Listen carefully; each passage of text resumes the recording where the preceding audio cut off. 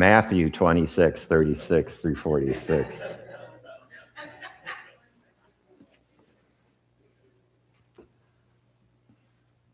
Starting with verse 36.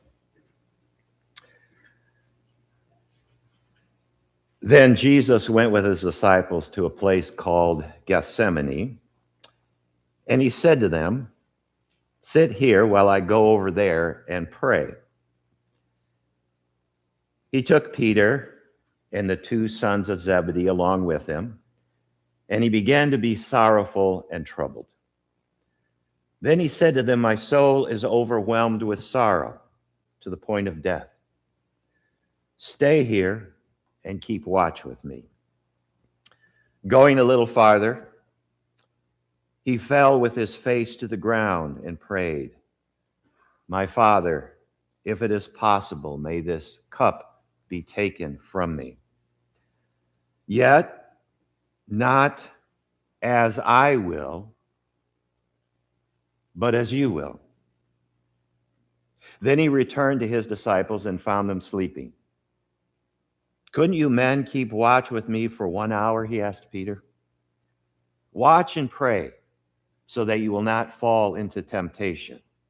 The spirit is willing, but the flesh is weak." He went away a second time and prayed, "My Father, if it is not possible for this cup to be taken away unless I drink it, may your will be done." When he came back, he again found them sleeping because their eyes were heavy.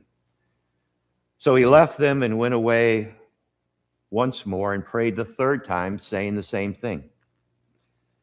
Then he returned to the disciples and said to them, "Are you still sleeping and resting? Look, the hour has come. The Son of Man is delivered into the hands of sinners. Rise, let us go. Here comes my betrayer." The word of the Lord.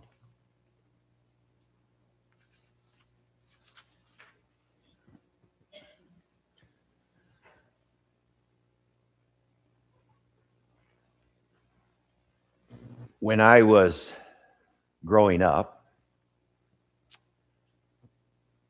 occasionally I would see one of my parents cry.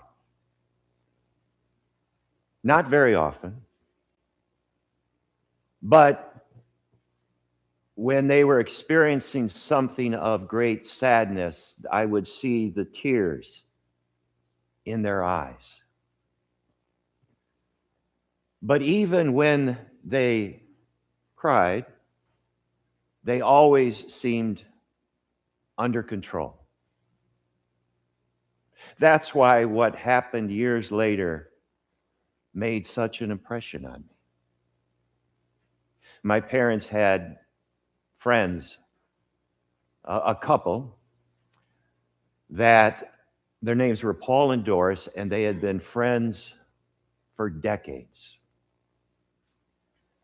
They vacationed together.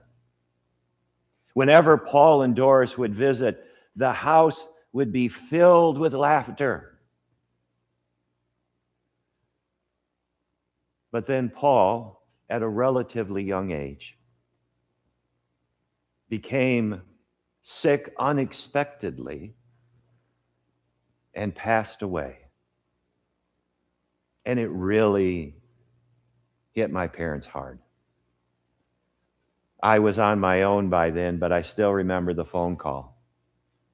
When they called me up, and my mom started to tell me about Paul, and she couldn't finish. And my dad was there, and he couldn't speak either. They were just overwhelmed with grief. And I saw or heard a side of them that I hadn't heard before. The disciples of Jesus had a similar experience.